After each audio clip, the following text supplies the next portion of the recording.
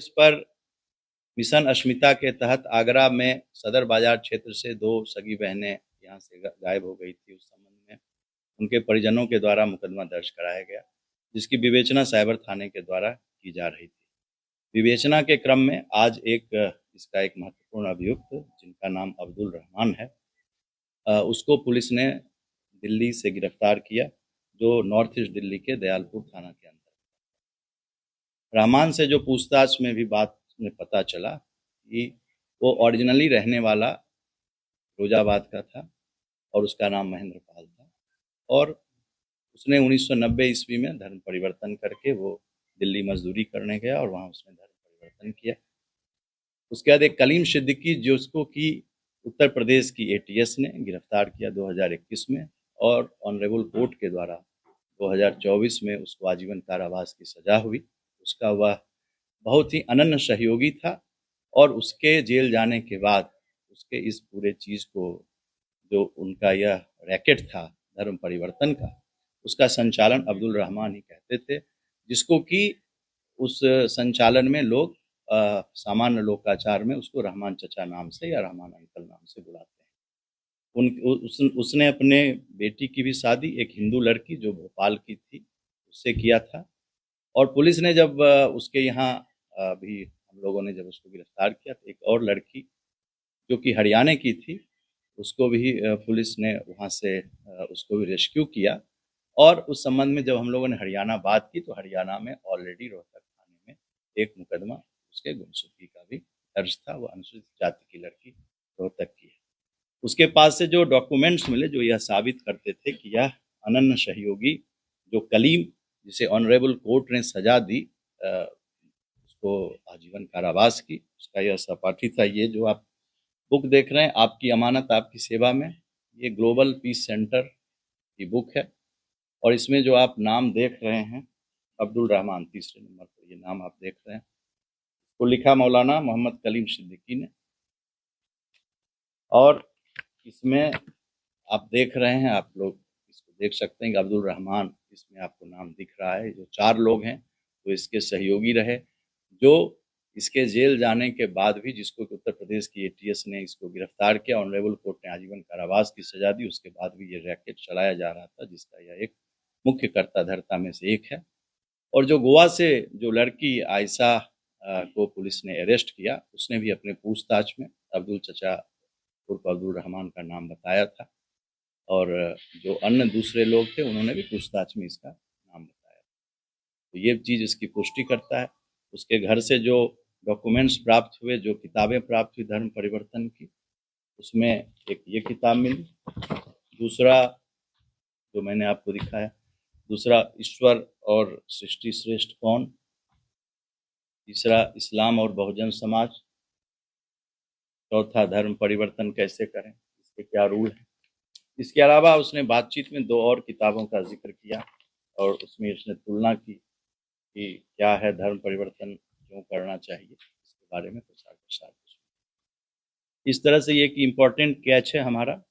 अब इसको हम लोगों के द्वारा भी गिरफ्तार किया गया, इसके बाद पूछताछ की जाएगी, ऑनरेबल कोर्ट में हम लोग पेश करेंगे इसको, और कोर्ट से हम लोग इसके लिए भी पुलिस कस्टडी रिमांड की कोर्ट से हम लोग डिमांड करें। अब्दुल रहमानी इस पूरे गैंग का मास्टरमाइंड गैंग ये निश्चित रूप से अब्दुल रहमान इस धर्म परिवर्तन से जुड़ा हुआ जो यह गैंग है उसका एक मुख्य कर्ता धर्ता है। और जो मैंने आपसे कहा कि कलीम जो शाहीन बाग का रहने वाला था और जिसको उत्तर प्रदेश एटीएस ने अरेस्ट किया था, उसका यह अनन्य सहयोगी था, और जो कि इसके किताबों से और इसके प्रचार की जो सामग्री मिली उससे स्पष्ट रूप से पता चला है।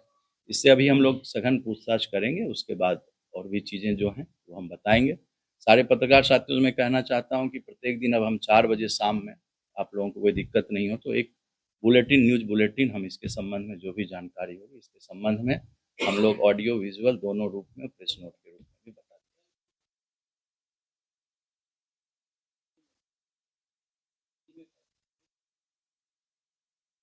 मैंने आपसे बताया कि आयशा जो काम करती थी वो अब्दुल रहमान के लिए करती थी, रहमान चचा के लिए, और रहमान चचा ही ये जगह फैसिलिटेट कराते थे दिल्ली में 90 में।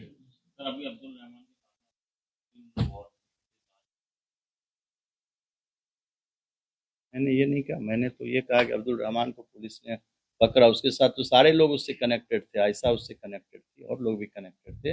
उसके घर पर एक लड़की मिली, जो लड़की रोहतक की थी, जिस पर कि रोहतक जब पता किया गया तो रोहतक थाने में गुमशुदगी उसकी दर्ज हुई।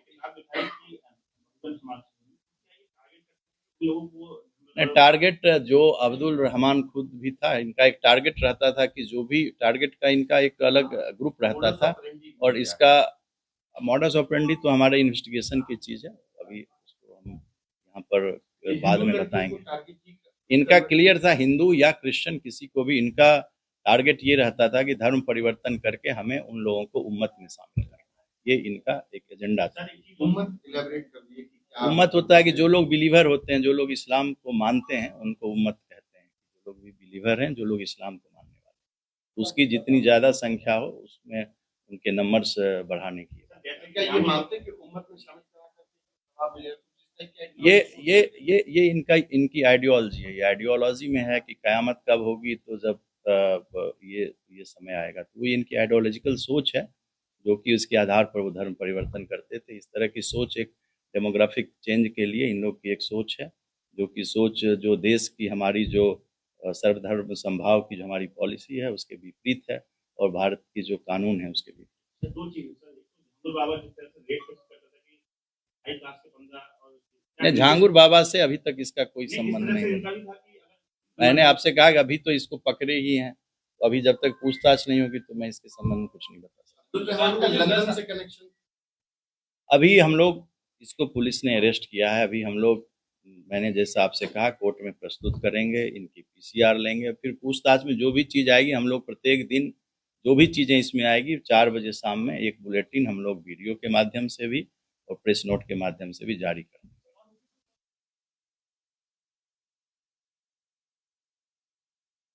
देखिए, जो भी वीडियोज़ हैं, जब इन लोगों को अरेस्ट किया गया है, और हमारे डीजीपी सर ने भी बताया कि इसमें सबके अलग-अलग काम थे। जो देश में धर्मांतरण का काम कर रहे थे, लड़कियों को जिहादी प्रवृत्ति का काम कर रहे थे, लड़कियों को बहला फुसला कर इंटाइस करके शामिल कर रहे थे, उनको शरण दे रहे थे, इसके लिए विदेशों से फंडिंग हो रही थी। तो इन सब तरह की चीज़ में उनको इंटाइस करने के लिए निश्चित रूप से ऐसी सामग्री हम लोगों को मिली है, जिसको कि हम लोग अपनी जो भी सिस्टर एजेंसी है और जितने भी सिक्योरिटी एजेंसीज हैं उनके साथ हम लोग शेयर कर रहे हैं। देखिए, इसमें बहुत सारी चीज़ों को अभी दिखाया जाता था। अभी हमारा इन्वेस्टिगेशन और पूछताछ, अभी हम लोगों ने 2 दिन लोगों से पूछताछ की है, और जो भी चीज़ें सामने आएगी उसको समय समय पर, मैंने आपसे कहा कि हम लोग आपके साथ उन चीज़ों को शेयर करेंगे। जो चीज़ें विवेचना की चीज़ हैं उसको हम लोग शेयर नहीं कर सकते हैं, बाकी जो चीज़ नॉलेज की है उन सब चीज़ों को हम लोग आपके साथ हमेशा शेयर करेंगे। मैंने आपसे उस दिन ही सर, हमारे डीजीपी सर ने भी बताया था कि इसमें फंडिंग का, कल संडे था, आज मंडे है, आज से बैंक खुला है, हम लोग इसकी फंडिंग को देख रहे हैं। अभी तक जो पता चला है उसमें जो फंडिंग कनाडा से आती थी, यूएस से फंडिंग का पता चला है, मिडिल ईस्ट से फंडिंग का पता चला है, और इस पर हम लोग काम कर रहे हैं। जिन लोगों को पकड़ रहे हैं उनके बारे में, उनके अकाउंट्स को डिटेल्स हम लोग ले रहे हैं, और भी इसके बारे में हम लोग जानते हैं।